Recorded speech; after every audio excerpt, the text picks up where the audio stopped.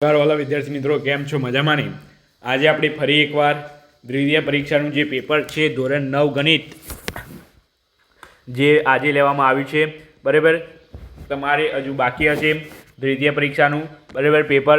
તો આ પેપર તમે ખાસ કરીને તૈયાર કરીને જજો વિદ્યાર્થી મિત્રો, જેથી કરીને તમને સરળ રહે અને આવડી શકે. આ એક તમારા જેવા વિદ્યાર્થીએ જ અહીંયા પેપર આપ્યું છે અમને. તો તમારે પણ જો કોઈ પેપર આવું હોય તો કૃપા કરીને આ સ્ક્રીન ઉપર નંબર આપેલ છે એ નંબર પર વોટ્સઅપ નંબર પર મોકલી આપવા વિનંતી, જેથી કરીને તમારા જેવા દરેક વિદ્યાર્થીઓને આપણે પેપર આપી શકીએ, બરાબર. તો ખાસ કરીને પેપર મૂકી દેજો 9992686364 આ નંબર પર. દરેક વિદ્યાર્થીએ આ જેટલા પેપર જોઈએ છે એ બધા જ વિદ્યાર્થીઓને વિડીયો જોઈએ છે, બધા જ વિદ્યાર્થીઓને નમ્ર વિનંતી કે તમારે જે પણ પેપર હોય એ પેપરને વોટ્સઅપ ગ્રુપમાં સેન્ડ કરવું, બરાબર. તો તમારાથી બીજાનું પણ થોડી હેલ્પ થઈ શકે, એટલું તૈયાર કરે તો એ પણ આવડી શકે, બરાબર. તો આ છે દ્વિતીય પરીક્ષા 2025-26 એમ કહી શકાય. તો અહીં જોઈ લઈએ હવે આપણે પેપરનું સંપૂર્ણ રીતે શું છે અને શું નહીં. તો ચાલો અહીં પરીક્ષાની તારીખ તમારે અહીંયા લખવાની રહેશે વિદ્યાર્થી મિત્રો. ધોરણ 9 આપણી જે વાત થઈ હતી એ પ્રમાણે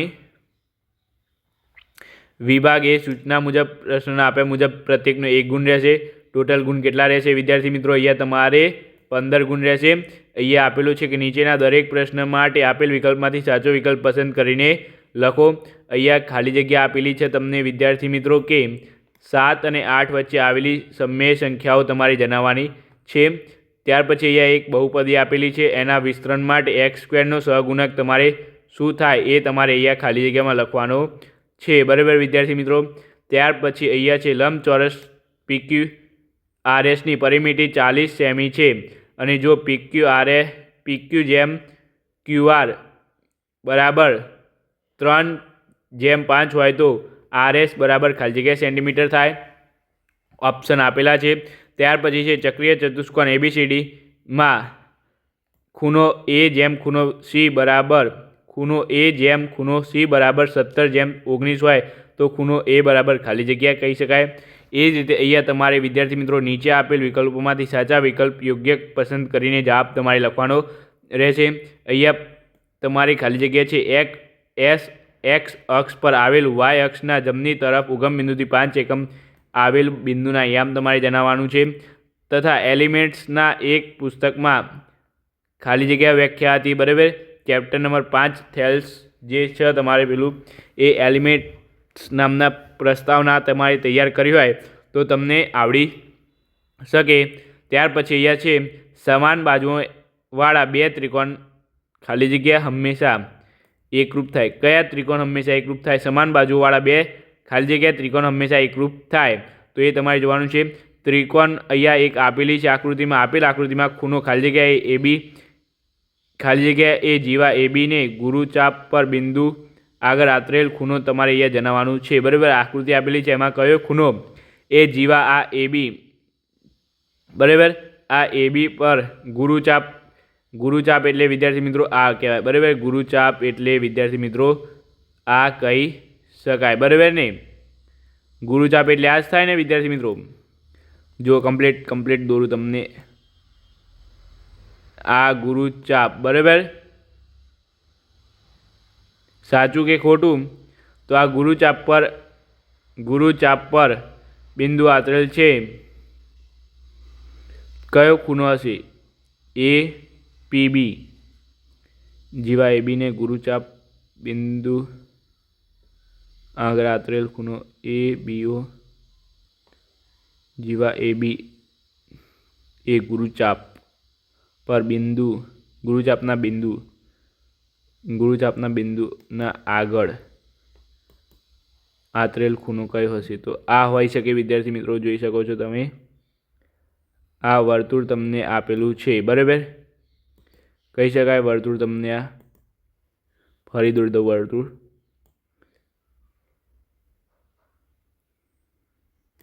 બરાબર. આ વર્તુળ આપેલું છે એમાં AB છે, એમાં અહીંયા તમને ત્રિકોણ આપેલું છે વિદ્યાર્થી મિત્રો, તમે જોઈ શકો છો. અને આ ત્રિકોણાકાર આ જે બિંદુ છે એની આગળ એટલે પી, એટલે કયો ખૂણો હોય એ પી, એટલે અહીંયા આ તમારી જવાબ આવશે APB બરાબર. આઈ થિંક APB આવે, જે હોય તમે જોઈ લેજો. ત્યાર પછી એ ખરા ખોટા આપેલા છે કે બે બિંદુ આપેલા છે એ એક્સ અક્ષ પરનું બિંદુ છે તે જણાવવાનું છે. ત્યાર પછી છે અહીંયા 5 કે સમીકરણ 2x નો ઉકેલ છે. અહીંયા 5 અને 1 ને એક્સની જગ્યાએ 5 મૂકો, 1ની જગ્યાએ 1 મૂકો, એટલે અહીંયા 5 2 10, 10માંથી 3 જાય તો સાચું આવે વિદ્યાર્થી મિત્રો. આમ તો સાચું બરાબર, 10મું સાચું. બે એકરૂપ સમબાજુ ત્રિકોણ એકબીજા સાથે જોડતા ચોરસ બને છે. જોવાનું છે તમારે ચોરસ બને છે કે નહીં બરાબર. રેખાને કેટલા પરિમાણ હોય? પરિમાણ હોય. ત્યાર પછી એ જ રીતે અહીંયા 13મું આપેલું છે ત્રિકોણ ABC એકરૂપ ત્રિકોણ DEF છે. જો ABCનું ક્ષેત્રફળ 58 સેન્ટીમીટર સ્ક્વેર હોય તો ત્રિકોણ DEFનું ક્ષેત્રફળ કેટલું હશે વિદ્યાર્થી મિત્રો? કેટલું હોય? હા, ત્યાર પછી અહીંયા તમારે જોડકા આપેલા છે તો યોગ્ય રીતે નીચે આપેલા જોડકાને યોગ્ય રીતે તમારે જોડવાના રહેશે. ત્યાર પછી વિભાગ બીની વાત કરીએ. અહીંયા વિભાગ બી તમને અહીંયા આપેલો 6 વિદ્યાર્થી મિત્રો IMP બરાબર. આમાંથી પૂછાતા હોય છે પ્રશ્નો. તો અહીંયા આવો એક પ્રશ્ન તમારે 100% હશે વિદ્યાર્થી મિત્રો પેપરમાં તમારે બરાબર. તો ખાસ કરીને જોવા માટે વિનંતી. આવા પ્રશ્ન જેટલા હોય એટલા પ્રશ્નો જોઈ લેજો વિદ્યાર્થી મિત્રો. તમે બધા જ પ્રશ્નો આવા પ્રશ્નોને મૂકતા નહીં બરાબર. ગમે તે પ્રશ્ન પૂછવાની સંભાવના તમારે ખરી બરાબર. સાદુરૂપ તમારે આવું આપવાનું રહેશે. એક સાદુરૂપ આવશે બરાબર. એ પણ તમને અત્યારે કહી દઉં. આવી કેની કિંમત તમારે અહીંયા શોધવાનો, અવયવ પાડીને કેની કિંમત તમારે શોધવાની છે. વિસ્તરણ કરો, વિસ્તરણવાળા પણ દાખલા તમારે આવવાના રહેશે. આવો એક કિરણ જો, આવો એક તમારે ખૂણા શોધવાના પણ દાખલા હોય છે તો આ પણ જોઈ લેજો. કેની કિંમત અહીંયા શોધવાની છે તમારે બરાબર. ત્યાર પછી અહીંયા સાબિત કરવાનું છે તમારે અહીંયા. તો આવો એક સાબિત કરવાવાળો પણ દાખલો તમારે ચોક્કસ હશે બરાબર. ધોરણ 10માં તમારે બહુ નથી પરંતુ ધોરણ 9માં તમારે પૂછાતા હોય છે સાબિત કરો. તો આ તમારે સાબિત કરી દેવાનો રહેશે વિદ્યાર્થી મિત્રો બરાબર. ભૂલતા નહીં. અને જો ખાસ કરીને આ તમને નહીં આવડે તો તમે આમાં તૈયાર કરી દેજો. આ તમે ખાસ કરીને આ જ પ્રશ્નો પૂછાતા હોય છે ચેપ્ટર નંબર 6માંથી ત્રિકોણવાળા બરાબર. અહીંયા ખૂણો તમારે AB બરાબર BC છે. ત્રિકોણ ABCમાં AB બરાબર BC છે. ખૂણો A બરાબર 50, તો ખૂણો B અને C તમારે શોધવાનો છે. B અને C તમારે કેટલો થાય બરાબર? A બરાબર AC, AB બરાબર AC છે તો ખૂણો B અને C તમને એકદમ આવડી જાય. એકદમ સહેલો ક્વેશ્ચન છે. ગણતરી કરીએ તો 2 મિનિટ નહીં 1 મિનિટમાં થઈ જાય બરાબર.